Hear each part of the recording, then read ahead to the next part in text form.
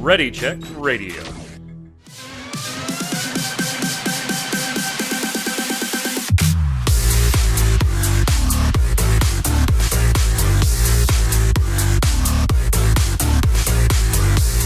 What's up, Internet? It's Thursday at 7 p.m. Eastern. That means here on Ready Check Radio, it's time for the Relic Grind, our Final Fantasy XIV Square Enix podcast. And we've got the live letter from Tokyo Game Show on the 14 front, and then lots of other weird and exciting Square Enix news. Welcome to the show. I'm your host, Mike Byrne, a.k.a. Magic Man. As always, we appreciate you being here. We've got chat standing by, I'm sure, ready to chime in on some of the things we're going to talk about today.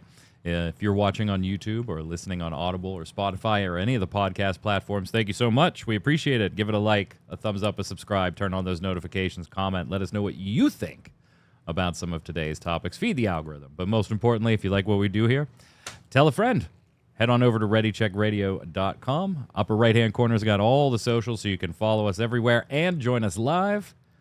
And we've got the backlog of this show and Gaming Gumbo and everything else on the site there for you. Joining me to go over all the fun news, Mr. Chris Montoya, a.k.a. Tarkoth. What's up, sir? Greetings, programs. Not much, man.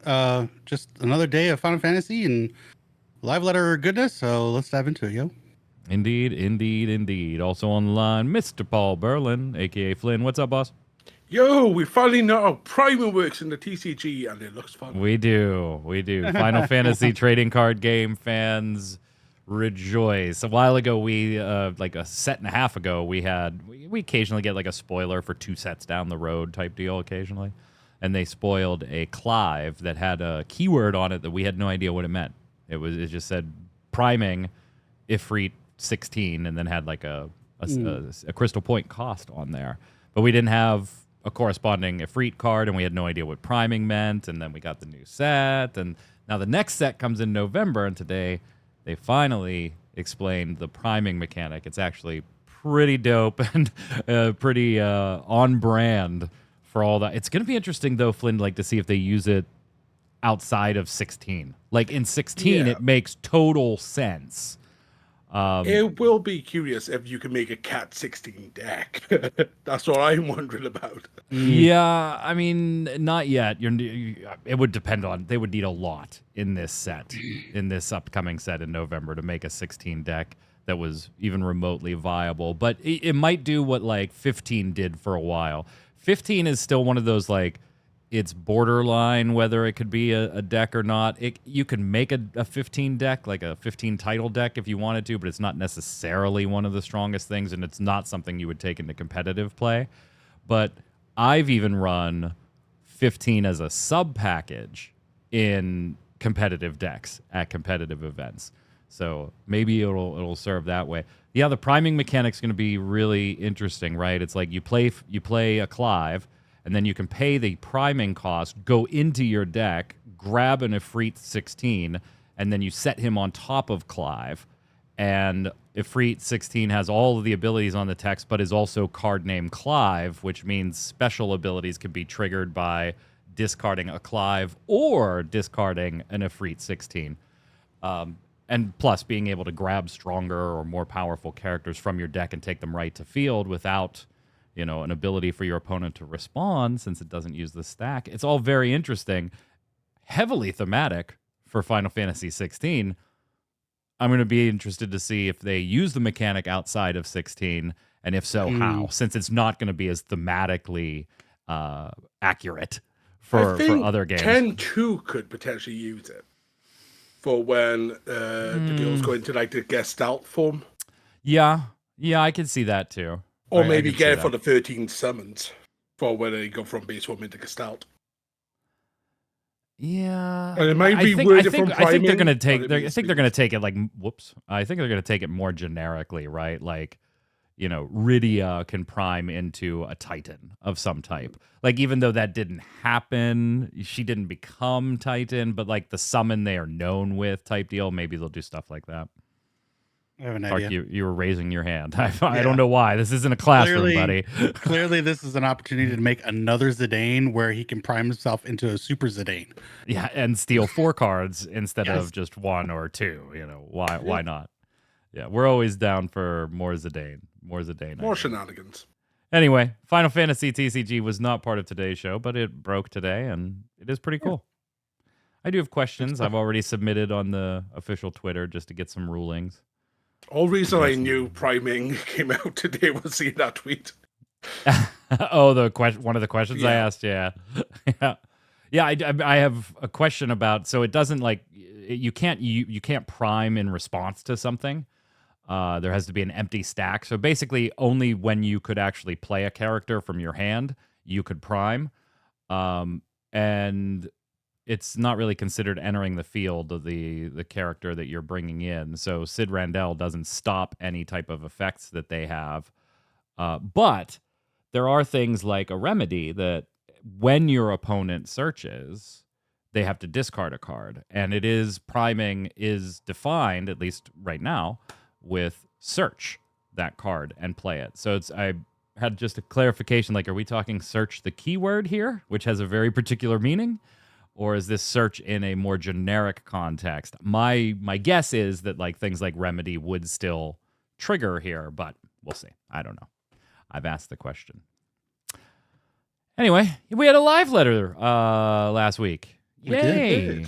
Tokyo Game Show. We still don't have, it's October 3rd here. We're not going to have another update to Final Fantasy until mid-November. They confirmed November 12th is the guess. They confirmed 19th, that range. 19th, I think it's the 19th. And strictly because you don't want to release Ultimate on Thanksgiving week. Like, that would just be so bad. Well, that would be 25. No, so the Ultimate usually is 2 weeks after the patch is launched. Gives players. Oh, time yeah. stuff. You're right. So if they did it on 11th, then then it would come on the 25th. And that would be Thanksgiving week. So yeah, you're right. I think I'm with you, Tark. I think it's going to be the 19th. They just kind of mid-Novembered it right now. Mm-hmm. But we got new story content. What'd you guys think of the live letter as a whole? Flynn, we'll start with you. There's content. That's the end of it. Yeah, but unfortunately, it's a month and a half away still. There's something desperately missing. Once again, our raid planner. Can we have it for people who do an ultimate, please? Hey, man. So it was mentioned in the last one. Yeah. But no release, but it was mentioned. 7.x series. So it's going to be sometime this expansion. It'll be 7.58. Yeah, maybe it might be. Just to be like, hey, no, we don't didn't need lie. to use it anymore. It was still during Dawntrail. You got it. You can't really use it for anything current, but you have it. They didn't lie. We didn't lie. But also excited about Chaotic Alliance raids. That seems like chaotic. Yes. Yeah, we're going to talk about some of the individual bits. Not every bit, but we'll talk about some of the individual bits in a minute. Tark, what was your impression of the entire live letter itself? Oh, if I had to rank it, B plus. It was good. I'm glad that there's new stuff. They're trying to do different things. So Chaotic Alliance raids. Yes, please.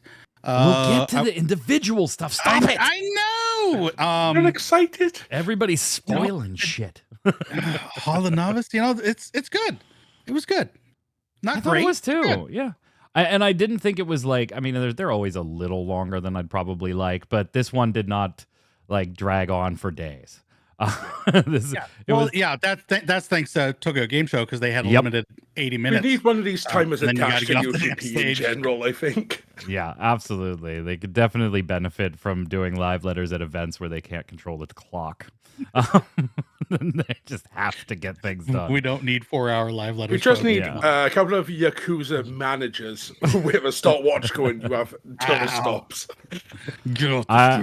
I will say, I love the key art. Crossroads, the name of 7.1. Look at that. When was the last time we had one word patch outside of expansions? Patch? Never, as far as I know. I don't know. Let's look it up. I don't remember. Like the offenders of yours. Well, you're not going to count the expansion, right? No expansion. The dottos. Okay, the dottos. I don't remember. Tark, you may be right, man. There has not been one that was not the .o. Yeah. So yeah, when I first saw that Crossroads, I was like, that's it. Just what? Okay, yeah. I'm down. That's cool. I like it. So the answer is, do you remember the last time? No, I don't. No, it wasn't. I don't. This is Because the there first. wasn't one. This is the first. Not counting the expansion names themselves, of course, which are always one word.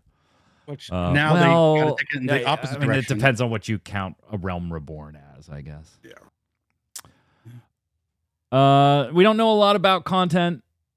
We know we're going to get a main scenario, right? And it's picking up right where dawntrail left off. That was all to be expected. We do have some screenshots of some like key scenes.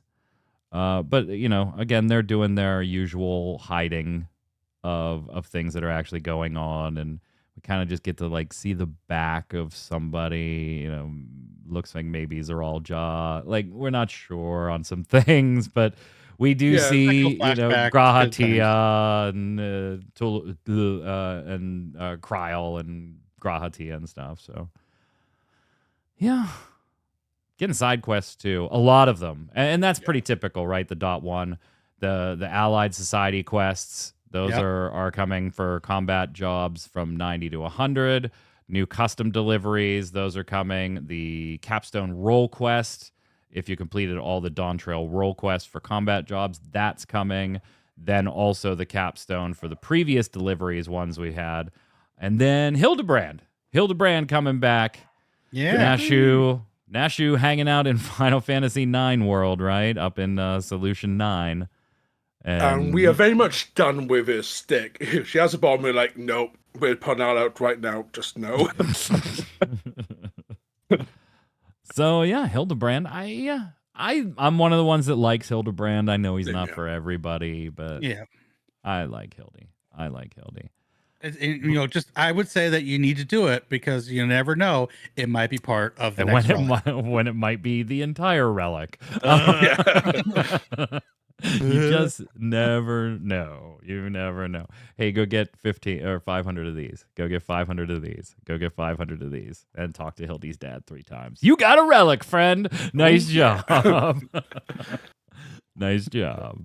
Before we cut too deep into go for it. I will say I am shocked by the patch artwork showing us what will be the ultimate exclusive form of Gaia, being Oracle of Darkness and Light in one. You'd think they'd keep that as a surprise. Maybe, and I would say that with seeing that, I bet that there is a phase form after that. Oh yeah, like a gold. Yeah, golden something phase. so special. Yeah. Yeah, there's still going to be something special. They never reveal everything, but they gave us some juicy tidbits. Seeing Fatebreaker Daddy, all the daddies. That's cool. But yeah, the Aki art is sweet. I love it.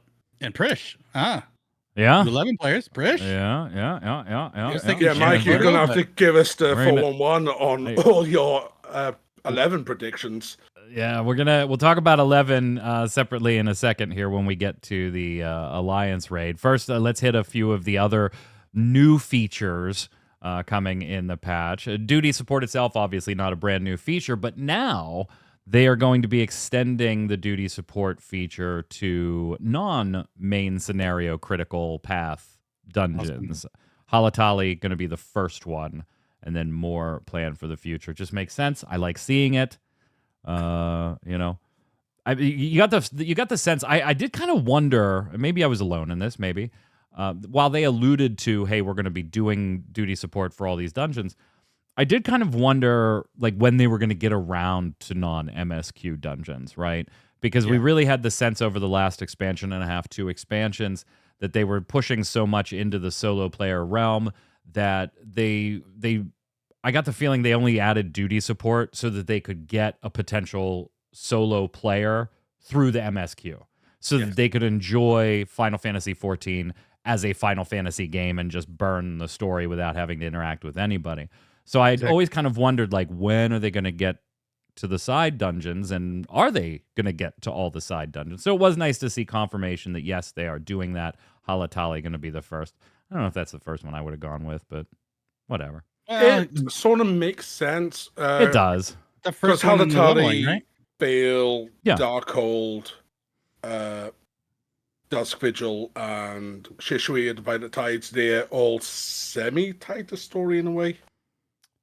Well, I think it's more Like, about your where Reborn I ones, think they're it's tied to, more like, about Grand where Jump they 3 are and in the leveling experience than their proximity to the main quest, right? That at least that's right. Like Halatali's what, like level 20, 22, something like 21, that. Yeah, I right believe in 21, I there. Yeah. think. But it's definitely the Grand Company connection to that one, if I recall, to get your promotion. Oh, I don't remember. God, Yes, that's like been one of the forever. first something like that. promotions. Yeah, something like that. Yeah, that was a while ago. They're only about a decade now. Yeah. I I am only went ahead interested. and maxed all 3 of them, right? Go ahead, Tark. Yeah. I am interested in this whole doing just one per patch though, because we'll be done with the Realm Reborn and all of its patches by the time 10.0 comes out, right? I have a feeling that they only did one this patch because of some of the other stuff that we're going to talk about here, right? Okay. Like you guys have already talked a little bit about the Chaotic Alliance raid. That's a totally new feature, right? Yeah. So my guess is that they'll probably use the duty support to supplement content on patches where they don't have something brand new. Like I could definitely see the .2 having 2 or 3 dungeons that get the duty support edition.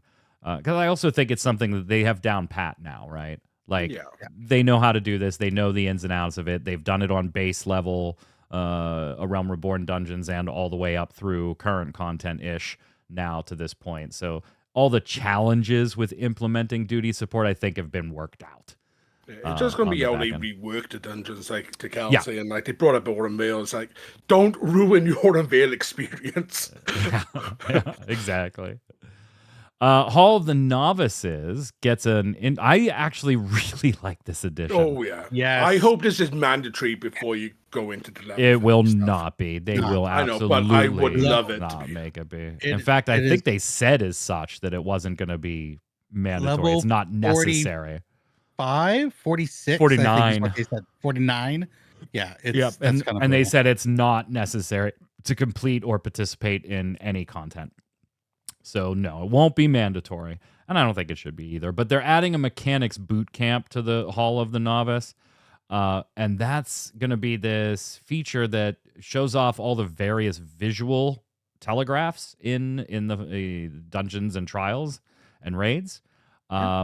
And so you'll like actually have an in-game tutorial now taking you through, oh, that's the stack icon. Oh, that's the you get the hell to the right icon. Oh, that's the hell to get to the left icon. Look away. Towers. Yeah, the look away, you know, all that fun stuff. I like that that's going to be there because honestly, when I first start any new MMO, right? The first thing I'm like burning content to get to is dungeons. That's just my thing. I love dungeons. I love raids. I love trials. It's what I do. Like I did the first look over on MMO Bomb for Throne and Liberty. It went up 2 days ago. If you're even mildly interested in what that game has to offer, check out the first look video. And I burned content to get to the dungeons. Now I had done them in beta too, but so that's the content I like. But I will tell you that there are certain things that if I have to queue up for, I like trying to fight my way through learning mechanics, Tark. Like I know you do too, right? Like I don't want to know what the mechanics of a fight are. But I will say that in Final Fantasy XIV, when I'm doing the current MSQ trials and stuff like that, because of the necessity most times to team up with a bunch of strangers, I will normally just watch a video on the fight real quick, right? Because I don't want to be the one that's like fucking something up and causing a wipe. And generally, that's kind of hard to do in the MSQ trials anyway. But yeah, for base trials, first time in, I'll watch a video real quick. I thought you said you were like on the first time you're going for those clear parties that are already for dungeons absolutely, because I'm playing with a group of my friends. If I can play with a group of friends, yes. But if I'm going to queue up randomly with 7 randos, no. I'll watch a video for those because I don't want to be that person. And usually it's because, I don't know, did they add a new icon? Like, did they add a new thing that I'm not going to be familiar with? Like, so I really like this idea for people that don't want to fight through learning it, whether it's a pug or with a group of friends. I love this. There's actually a little quiz at the end. So like, even if you know all the icons and stuff, like you get a graduation cap. So I like, you hate going into fights blind too, Takal.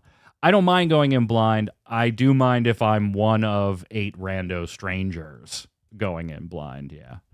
I also think there's something neat about like when you do queue up and people are like, "Hey, first time," and you're like, "Hey, here, tank, make sure you do this." Like that's really the only thing that's gonna hurt us if you're the guy that's like, "Hey, tank, make sure you take this over here or whatever." I've had down a few blind parties like, "Oh, here's waymarks, here's a macro," and like, dude, F off. I was in this party. We said it was blind. I said it as you joined the group. Dungeons, I don't care. Like, Yeah. I want to learn those myself, and I don't care if a pug gets mad at me for wiping them. Okay, fine, requeue. I don't care. And trials with my group, we're gonna go in blind. But yeah, the regular story trials, savage trials, I'm not running with pugs anyway, so that doesn't matter. That's always a learn by doing. So yeah, Hall of the Novice. PvE jobs, yes. There's going to be changes, but no, not right now. They don't want to make any nerfs ahead of the ultimate, so they're just leaving it alone. The next live letter will talk PvE jobs and job changes, but PvP is actually getting quite a bit of changes, Tark. That's good. Quite they need a to bit up of changes. for level 100 because feels bad to be a summoner and then you don't even have Solar Bahamut. The one change I want to see is either, well, actually, we could have both. Can we get the Frontline Secure, the Borderlands map back with whatever changes? I mean, it's been over a year, right? And then could we get Rival Wings as part of the Frontline Roulette? That would be sick. I would love that. Well, here's what you're getting. You're getting updates to action execution and hit detection, because apparently that still continues to be a thing where absolutely. you may shield an attack and visually it looks like you shielded the attack, but it didn't work. There's going to be new job actions added to PvP for all jobs except Pictomancer and Viper, which kind of makes sense because they're the new ones. They should already have the actions. Yeah. And then there are arena improvements planned for Crystalline Conflict stages Red Sands and Cloud 9, and some balance adjustments for Frontline and Rival Wings. Frontlines will be getting a larger scale patch, or a larger scale update in 7.2. So no, Tark, you're not getting what you want this time around. Soon, though, TM. Soon. The whole preparation for something to come for Frontlines is interesting. Wondering if they're finally going to get away from the 3 alliances, going to 2, so we could have 1 queue for Frontline and Rival Wings. I don't see why you couldn't do that. I don't know. I'm going to decline to comment since I don't PvP in this game at all. So I don't know how welcome that a single queue would be or not. Well, Rival Wings is dead outside of... it's absolutely dead. Yeah. So having 1 queue, so you just go into anything, help. And bringing both modes down, number of players needed to queue. Right, but what's the point of doing that? You're just adding a dead mode as the possible result of your queue, which is going to piss people off. Just take the mode out or improve it, Well, here, I'm not going to change this. It could improve it. Break it out. On the PvE side of things, new expert dungeon.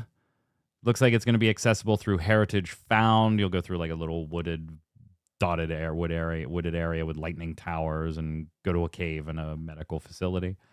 And then the biggie, right? The Alliance raid, the Echoes of vana'diel Alliance raid. And man, seeing some of these pictures. Did you get the nostalgia feels? Oh, I did. Like as soon as this popped up, and Flynn, I think it was you that put it in chat, right? As soon as this popped up, I was like, Shadow Lord, and most Final Fantasy XI players said the same. It's not like I was unique in this, but it was like, oh yeah, Shadow Lord.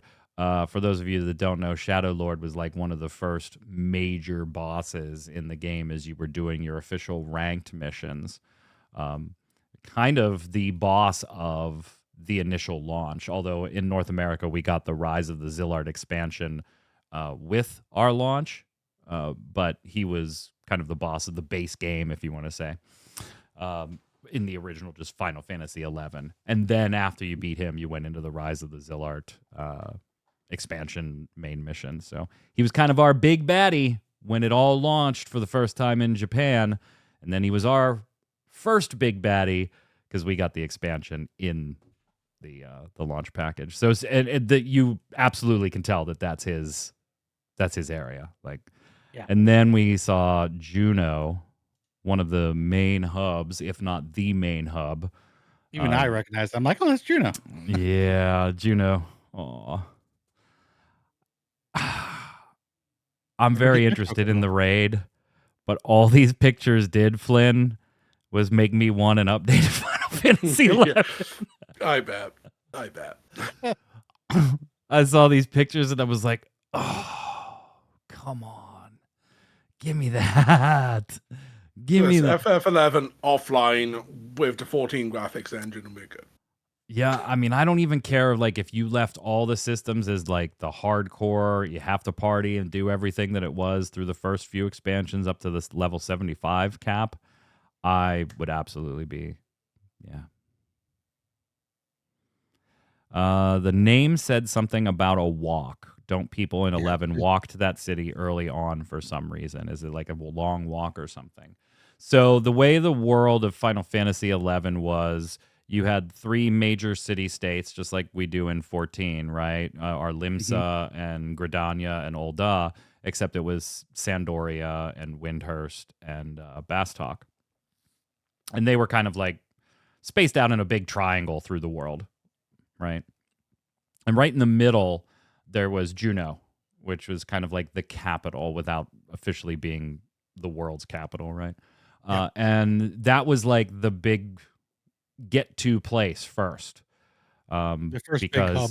Yeah, that was outside of your starting hub, right? If you rolled a character like a Hume, you would be in Sandoria, and so you do your stuff in Sandoria, and Juneau was going to be the next place you likely explored. And yes, you would, after you'd been playing the game for a while, you would try to walk there earlier than you really should in some circumstances, because it just made things easier, like traveling to the other city-states, getting on airships, getting on boats, the auction house was more robust than it was in the other 3 city-states, because at one point they weren't all linked. It wasn't just one auction house. Each city-state had its own. So yeah, you did try to get there, and it was a multi-zone walk. Like you'd come out of Sandoria, and you'd walk all the way through Western Ronfair, and then you'd walk all the way through Lethane Plateau, and then you'd walk through Jugner Forest, and then you'd walk through. God, this is reaching back. Can I get the next one? Oh, I can't off the top of my head. Somebody in chat can help me. There was one more. It was like a desert-ish area, and then you would get to Juneau. But those were progressively higher and higher leveled zones.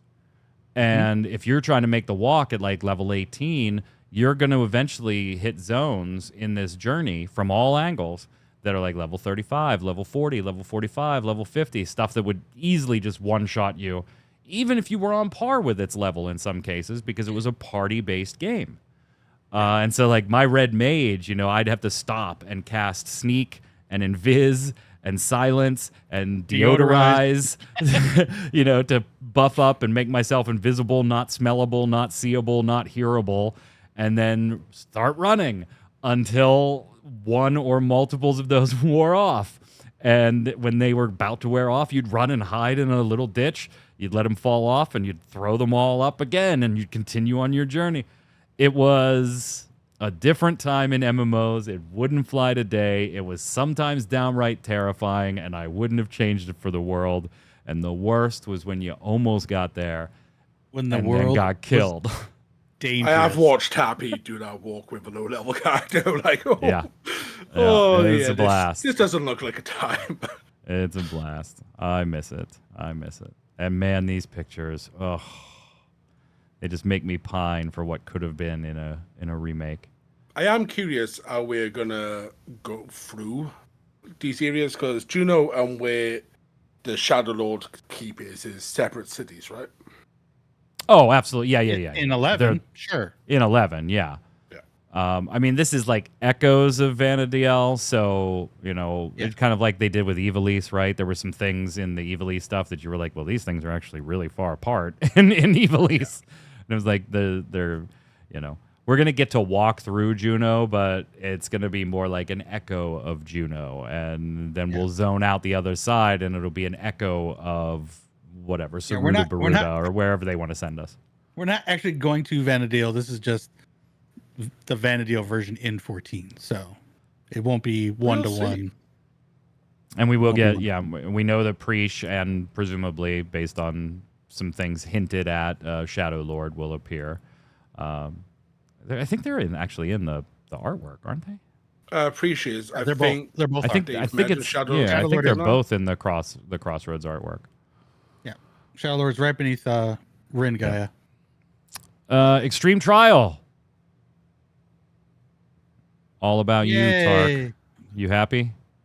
Minstrel's Ballads, Fiend's Burden. Fiend. If we get that moment, if we have a cutscene stuff with that BS, like everyone's gonna riot. But the fight's gonna be awesome. I'm looking forward to the extra calamities that they're putting in there, and some interesting ways to resolve things. Because like in the initial version with the wall coming at you and the gravity up and down, so it could be all sorts of fun things they could do with it. Flynn, you were saying? Oh, literally what Talk was saying, extra calamity shenanigans. Does look pretty dope. Mm-hmm. Does look pretty dope. Fiend. Darn it. I mean, what? Yeah. That looks incredible. It does. It looks very nice, very nice. And then the Unreal Trials are back. Byakko is where they we're had headed. to choose this one. Not happy with it? No. It's 2.5 minutes of falling through the air. Oh, shit. I forgot about that sequence. Yes. Yeah. Oh, no. Welcome back. Yeah. Yeah, I don't know if I'll muster up the effort to try this without just like, no. To be fair, Stormblood had a lot of intermission mini games, so yeah. This Byakko might just be the felt worst one, though. missed. It was the worst one because you're not doing anything except just falling. So it's, Next up, we got a new type of content unveiled. We've already kind of mentioned it a couple of times. A Chaotic Alliance Raid. Now, remember, the Alliance Raids are the 24-person content. Mm-hmm. Normally, we see those a little easier, right?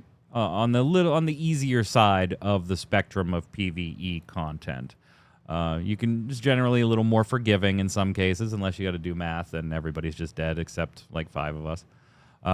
Then some of the more challenging content. Except now we're gonna get a harder version, kinda. Why do They're you not say making- that? But Faker was designing the fight. Well, I'm saying that because we're not getting full versions of the Alliance raids in a more difficult way. it's a trial. That's not what they're doing. They're essentially making some of the Alliance raid bosses into a 24-person trial and upping the difficulty. And the first one we're going to see here is Cloud of Darkness. So we're going way back to the World of Darkness in A Realm Reborn to take on Cloud of Darkness. They're saying brand new mechanics, unique rewards. Quote, unique rewards planned for clearing this content, but will be obtained in a way that incentivizes players to re-clear with people who haven't yet. AKA, we have rewards, but they cost this stupid currency that can only be farmed up by running this event or this piece of content over and over again a few times. And we'll give you a few extra if there are people in the party that have never done it before. I was excited, I still am, except for that aspect. We don't need another goddamn currency in this game. We really just don't. I'm still gonna do it. Yeah. I'm still gonna do it. When you separate the currencies, though, it just makes it easier that if the content fails, you can just brush it off and push it off to the side. It's all good. It's over there now. Here's the interesting part, Flynn. Let me get your take on this. They actually planned for this to be around like the extreme level of difficulty when it comes to duties. And they That's why say I that made my comment a second ago. and they've said that, after they started messing with it and everything, they actually found out that they kind of accidentally made it more closer to the savage level of difficulty. What do you say that? There's one person in charge of the fight. Yeah. Two So, words. Mr. Ozma. If you don't do extremes or savages, by the way, there's the extremes are the quote-unquote easier of the two. The savages are an increased difficulty over the extreme, which means they went from trying to do a regular to maybe let's put this around savage difficulty, and oops, we ended up at closer to extreme difficulty. While that certainly interests me, I'm absolutely on board. I don't know how long this type of content holds or stays viable, Tark, right? Like if it is true, can you imagine? There are people that give up on full parties of 8 by doing extreme level and savage level content. Or now Unreal. You need 24. Yeah, it's going to be rough. I feel like I need to get a group of 8 just so I can have my third of the party. We know what we're doing. You guys get your crap organized, and maybe that's what it'll be. Maybe you have to queue with a party of 8. So I don't think they'll put that restriction on it. We'll see. It'll be like going into DSR. There'll be set up alliance. What? Oh, DRS, Delubrum, Regally Savage. Yeah, you have to queue up in an 8-man party for that, right? You can queue up with some alliance. Yeah, that's what I meant. Yeah, what Tark is saying is that he would at minimum want to be able to queue or want to have a requirement in place where you had to queue as 3 groups of 8. Like Tark gets 7 of his friends together and they make one group of 8, not allowing Tark to just queue up solo himself and be thrown with 23 randos, which I think is the way they're going to do it. I mean, maybe I'm wrong, but it would lead into the chaotic part. Yeah, it would be so chaotic. It definitely will. It definitely will. Increase rewards if you queue solo. I'm really interested in it, but it is one of those things where it's like, while I would certainly try that and do that, are there enough people that will also be doing this type of not only more difficult content, but now larger group more difficult content that development time should be spent here or not? I'm not convinced on that one yet. I'll wait to see how this is received. It depends on difficulty and then rewards based on difficulty, right?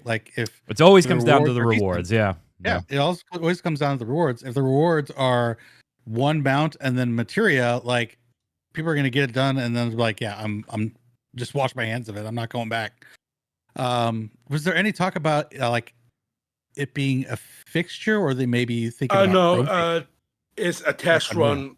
Give them feedback. If you like it, they'll design. Cool.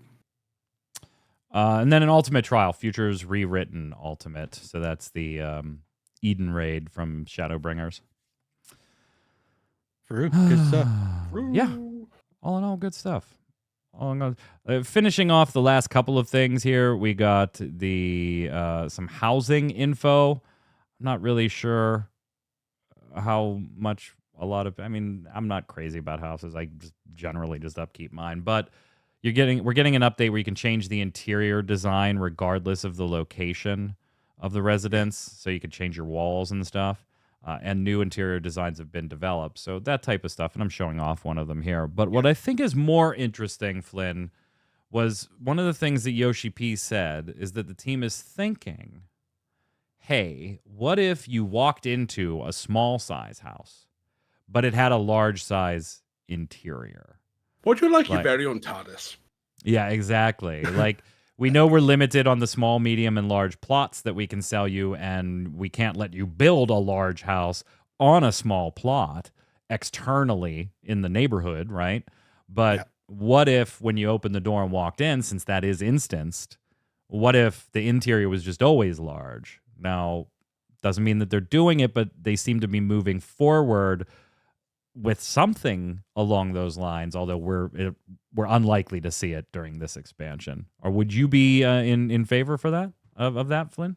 Oh yeah, big time. It's like my FC had been stuck in a medium hatch. Well, when larges come up, they're either private buyers or they're just gone. So this is a way for DFCs that could only get a small house to save the guild up again to buy a large interior. And we've been asking for apartments to be bigger than small for years and years. So this is a way for apartments to get bigger now as well. All right. So let me give you the counterpoint. I fucking paid for a large house. You get an exclusive extra large interior. So, I mean, if you have a small and you have the small interior, that's what they're saying. They're also saying that you're going to be paying for the large interior then. Yeah. So you're going to pay for a TARDIS upgrade. Changing the interior design will be free. Actually, upgrading will be a gill sink. I don't care. I'm just playing. I myself would, if this goes live and they're actually going to do it, I would actually start looking for mediums then for myself, because I've been like, I want a large. So yeah, and you keep losing the lotteries for those. Yes, right? I do. It sucks. Not to and a lot more people are like, hey, you know what? I can do a medium and then I can buy the upgrade on the interior to a large. So maybe this helps alleviate some issues. I mean, they still need more plots. Oh yeah, and maybe absolutely. A whole other area, but this could alleviate some issues. Where some people that have smalls are like, you know what? I don't need to upgrade because I can upgrade what I already have. Yeah. The amount of small FC only plots are still stay available because people are like, oh no, we need a medium, we need a large. This allows them to get sold off easier now. And then the rest was QVC, right? Well, a couple announcements and then some QVC. So the original soundtrack for Dawntrail is now available for pre-order. We already talked about that on a previous show. It's going to release at the end of this month in Japan and November for NAEU, and that's the one that includes the wind-up Zero minion. The Primals are going to have a live concert in Japan. They actually, that footage is, they had the concert. The footage is up there on streaming services if you want to pay a couple of bucks to watch the Primals. We already reviewed the keychains and everything from Tokyo Game Show that are on the Square Enix store. And then this one was kind of interesting. The Final Fantasy XIV tabletop RPG standard rulebook is going to be available for purchase at the end of November in Japan and February here in NAEU. There's also a deluxe edition. That is and Flynn, you've shown it on the show before, the tabletop RPG that comes in a full kit. This is the full rule book to instead of being something thin, it'll be the full thing. Yeah, with the rest of the jobs, mostly. So if you want that, that's coming out. If you're in North America and you are impacted by Hurricane Helene, please be careful, be safe, take care of your family, and we want to thank everybody reaching out with donations and volunteering time and recovery work there, particularly Carolina. Due to that, the team at Square Enix is suspending housing demolition on the North American data centers. So Aether, Crystal, Dynamis, and Primal, you don't have to worry about housing demolition for a while all this is going on. Your clock will freeze and then pick up right where they are whenever they decide to unsuspend housing demolition. And yeah, Flynn, I'm going to let you take this one. I know why you added it, but this is literally one that I read earlier. I have never cared about this character to the extent the community cares about this character. It's don't. The main reason I added it is Square Enix pulled a Yoko Taro, adding lore to something that exists outside of the game. So during the Primal's concert, they revealed the canon of Closing the Distance, the song that plays during Ultimate Field, is being sung to us by Ardbert. Which is, if you probably are one of the people who are really connected to Ardbert, it's like, he's singing to me, oh god, no! Yeah, I mean, Q was like, did you see this yet? This was whatever, a week ago when that first was revealed. And I was like, no. And she was like, oh, get ready to have your heart broken. And I'm like, as soon as I saw it was Ardbert, I'm like, I don't have the draw to this character that like 90% of the community seems to have. I just don't care. Maybe I'm a cold bastard, Turk. I mean, I had my moment with Ardbert. It was in Shadowbringers, okay? Like, after that, Yeah. I'm like, oh, so I saw this. I'm like, oh, well, that's cool. I mean, he's already gone, but that's cool. Sure. Right? Well, is he gone if we can just walk into the zone and hear him singing? Yes, Yes. he's gone. He's still gone. He's gone. And if that makes you cry, I don't care. I mean, the song itself still, gives me a little teary eyed, but I mean, Oh yeah. The song itself is very moving. Yeah, I don't care who's singing it though. Let's talk about a few other knickknacks in the Square Enix world, and then we'll call it a day. We're getting a lore book for Final Fantasy XVI that is designed like the logos book that was being written at the end of the game. Pretty badass. Pretty bad. Like even it's not a world I super care about, but I do love the design of the book cover. I want his t-shirt. Oh yeah. So I think that's neat. I think it's neat. Please make it in English. And spell the ultimate. Yeah, I'm pretty sure they're going to. Yeah, I'm pretty sure they want to make any money they can on 16 right now. Yep, we got to bolster that miscellaneous tab. Yeah, the logos book didn't sell to expectations. We made 500. It sold 499. So I've wondered this myself, and I didn't look up an answer at the time. But when Astrobot came out, I started collecting all of the bots, right? And some of them are dressed like PlayStation or video game characters. Very cool stuff, but they're not always exclusive to PlayStation characters. Yes, you have Kratos and stuff like that, but you also have Alucard, right? Obviously not exclusive to PlayStation. And so I did kind of wonder playing through it, where's anything from Square Enix? Anything, because like it or not, Final Fantasy right now, while it is finally starting to make strides in PC and on Xbox to some degree, it's just synonymous with PlayStation right now, isn't it? When you think Final Fantasy, you think PlayStation. There's none there. So finally, Stephen Totillo asked Team Asobi, studio head Nicolas Doucet, what's up? Where's any Square Enix characters? And when asked why there was no Final Fantasy VII in particular, right? Rebirth just recently came out. Where's Cloud? Or somebody from Kingdom Hearts or Nier or something. The reply was that the team really respects the choice of each publisher. And it's difficult to comment on why Square Enix didn't approve any cameos. We really respect the choice of each publisher. And when they submitted a request, they kind of expected to maybe Square Enix will approve half of the ones we're asking for. But apparently approved none. That's really weird, Tark. Maybe they wanted a little bit of cash. I'm like, yeah, you can do it. We want some cash. And no, we're not giving you any cash.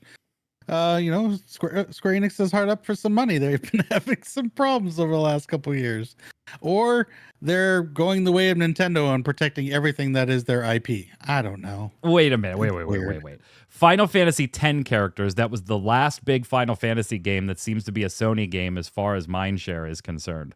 What are you talking about? 16 Remake and Rebirth were exclusive to the PlayStation when they came out. 15 took forever to come anywhere besides the PlayStation. Maybe you don't associate the brand with Sony anymore, and that I totally get. But if you ask somebody that knows about Final Fantasy but maybe isn't a huge gamer, I think even current Final Fantasies, they go, oh yeah, the PlayStation games. Yeah, those are PlayStation games. Because honestly, their foray into Xbox and PC is so new. And they haven't been on Nintendo in, God knows how long until Pixel Remaster, right? You mean loved by the people as PlayStation games? Okay, all right. So a more an emotional thing that you were speaking to. All right, I get you. Speaking of emotional, man, these figures make me emotional. Yeah, is Ardbert one of them? No. Look at how cool those are. They do look cool. The whole Turk team, that'd be sick. Although it's missing a Turk, so Yeah, you got Reno, Elena, Rude, Rufus, and Sang. These are Bring Arts action figures that will be coming out in 2025. woohoo! If you look at the product descriptions, I don't know. Did you look at the product descriptions, Flynn? No. Don't say anything about the price yet. But did you look at the product descriptions? No. Okay. Did you look at the prices? I didn't. Okay. Good. Tark, did you look at either? No, I did not. Okay. Based on the image you're seeing there, and knowing that they're Bring Arts figures, how tall would you say these are, Tark? Ooh. Just like, roughly 10 inches, 15 inches, 12 inches, 5, 2 6 inches, 5, 6 inches. Flynn, what do you think? 7. They're a little under 6. Tark, you were basically dead on. They're a little under 6 inches tall. So, you're talking about an action figure, not like a play arts thing. You're talking about an action figure, a little bigger than an action figure. Mm-hmm. So, Flynn, I'll let you go first. Price per figure, because these are sold as 5 separate items. Bring Arts collection. $70 a piece. 70 a piece for a 6-inch Wow. figure. One per $70 per piece. Tark, what do you think? I was thinking about $39.99, so $40 a pop. So $40 $200 a for the pop. whole set. Okay, cool. So here's the deal. If you add both of your numbers together, then you have the price per unit. Oh my God. Nice. $119.99 each. Hey guys, Oh, bloody these are Bring Arts. not Like, gonna it was meet Bring Arts. It's like, expectations right, this is going to sale. be pricey. I don't These want are- to go to Estinian-ish total levels of over $100. Yeah. Because $120 they don't look as each. articulated, that detailed. I saw the picture and I was like, damn, those look really cool. I went and looked at them and I was like, that picture looks really cool. That's a cool $1,000, you know. And he saw the price and he's like, nope, I'm out. I just went back and I was like, that's a great picture. That's as close as I'm getting to these things. That is ridiculous. These Oh my these are coming out, have nothing to do with, they are Square Enix, but they have nothing to do with Final Fantasy. These are kind of neat and a little more affordable. These are Sega Genesis, Sega Saturn, and Sega Dreamcast die-cast miniatures coming from Square Enix. How cool is that? Yeah. When I saw the show notes, I just saw Square Enix and Sega. I'm like, huh? How cool are that? So yeah, I want these. I want all three, but I'll settle for either the Dreamcast or the Saturn one. What do you think price-wise on these die-cast miniatures, Tark? I don't have sizes for you yet. Yeah, I'm sorry. I'm betting they're pretty small. I'm gonna guess $50 a pop. $50 a pop. What do you think, Flynn? 40. 4,400 yen makes it about $30. $30 a pop. $30 a pop. And then what did you put here? Oh, Kingdom Hearts 2. Kingdom Hearts skateboards. Yeah, I didn't grab the image for this, so you're gonna have to explain. Yeah, so ever since Kingdom Hearts 2 came out, I expected it to have been a skateboarding collaboration because of the whole minigame. So Square Enix Japan have got 2 official skateboards, one of Roxas, one of Sora, and they're not cheap. Just a board, it doesn't come with your axles or wheels or any of that jazz. Around $205 each. Well, when your games aren't selling to expectations, what you do is you flood the market with overpriced merchandise. Stick it in chat in That's case how you the keep hell wants yourself to look. afloat, right? Yeah, exactly. I will say the artwork looks dope on it. It looks pretty good. We talked about Hironobu Sakaguchi and some interviews and Neo Fantasia and all that stuff on last week's show. But in an interview with One More Game, he had like a very interesting quote here. Because remember, he was Square from the start, right? Final Fantasy did the thing that was very Nintendo back in those days. And then all of a sudden, Final Fantasy VII shows up on the Sony PlayStation. And he was asked about that. And he says, hey, I look back at my career and I really got a huge part of my start from the NES and Nintendo. So yes, without the NES, I would say that none of this would have been possible, referring to his career. But then, I cheated on Nintendo and went to PlayStation.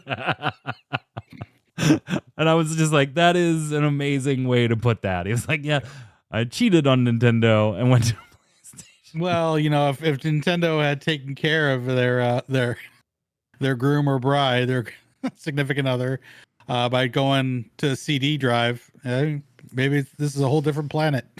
Yeah, I mean, Nintendo did kind of fuck over Sony, right? Back then. On the whole Nintendo PlayStation thing. So, turnabout's fair play, I guess.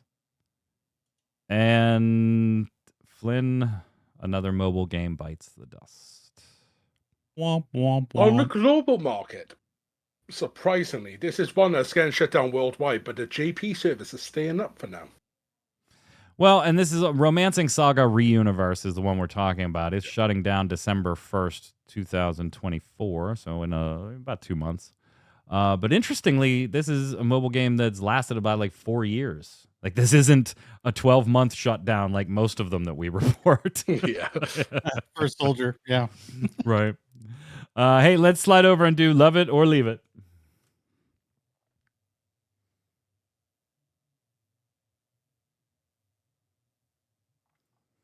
Love It or Leave It is the way we end every episode of the Relic Grind here. It's where I give you something Square Enix related. Could be a game, a feature in a game, something they've done, something they've said, or something tangentially related to Square Enix.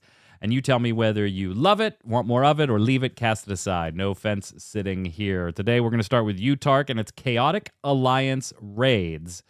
And I'm going to put a little bit of a caveat because I knew everybody here was going to love it as far as us personally. So I'm asking you a slightly different question tonight. Okay. I want you to predict if the Final Fantasy XIV community at large will love it or leave it. Because I know all three of us love it because we like harder dungeon PvE content. That was going to be easy. Sure. So I want you to predict whether the audience as a whole will love it or leave it. So like majority, like 51% need to love it. Yeah, no fence sitting. Okay. Yeah. No fence sitting. Yeah, I'll go with love it. I think the community wants more content battle-wise. As long as it's not too difficult, the rewards are reasonable. And yeah, I'm gonna go with love it. Like I think the community latched on to Unreals, and that's just retuning. So to get something new that we can sink our teeth into, I'm really hoping. I'm hoping that it's love it. So that's what I'm gonna go with, love it. So do you believe they're gonna love it, or are you hoping that they love it? I'm not allowed to fence it, okay? Yeah, I have to go one way or the other. I don't know how you make that a verb. Hopiuming. Hopiuming. Hopium. Hopiuming. All right, so gotta love it from you. Flynn, what do you think? The community at large, Chaotic Alliance raids, love it or leave it? We usually love new shiny things. Miss Ozma has its reputation. People still tend to enjoy it. If they get the reward structure right, I'm leaning on love it. That's 2 love it's, man. Will it be free? It's not. I think I know I'm gonna love it. That's no doubt. That's why I didn't do the question this way. I knew all 3 of us would love it. But I look at high scale difficulty level content is a fraction of your community in any MMO, and in a small fraction, it may get catered to. In fact, more than the population size would logically dictate it should be catered to in some cases. So I think that already kind of trims the audience down on it.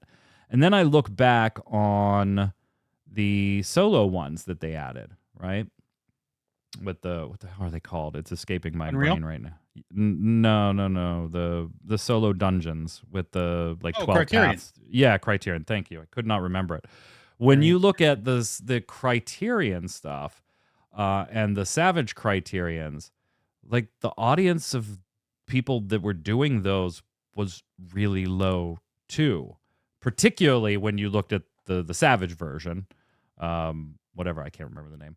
But the people would do the Criterion get all 12 paths and then never did it again. It wasn't, there was, again, that goes back to your rewards thing that we talked about here, Tark, a couple of different times when it came to these. And that was just solo or in parties of up to 4. And that content got abandoned pretty quickly after each one came out. People did them, and then they were done. 24 people, extreme level or savage level difficulty-ish, close to savage level difficulty. I don't want to misquote them. I think at most people are like going to do it once or twice or struggle with it and then just never touch it again. I think the 51% or greater probably skews to the side of the audience that doesn't care about difficult content to begin with, much less 24-person difficulty content. I want it to go over well. I'm with you on the hopium, Tark, but I just think it's not going to have the broad enough scale appeal to be a long-lasting feature, as much as I may like it to be. End on a down note, I guess. Let's end on an up note. Faye's back. How are you, Faye? Yay! You get to be the show's up note. Excellent. I'm honored. You're feeling good, no longer sick, no hurricane tonight. Like, it's mega up notes for you. It is. It's all aces over here, and we'll see how that translates into dice rolls. Indeed. Back to Baldur's Gate, huh? Yeah. I'm determined. We're gonna finish this on this stream. I mean, damn my penchant for opening every box in the land.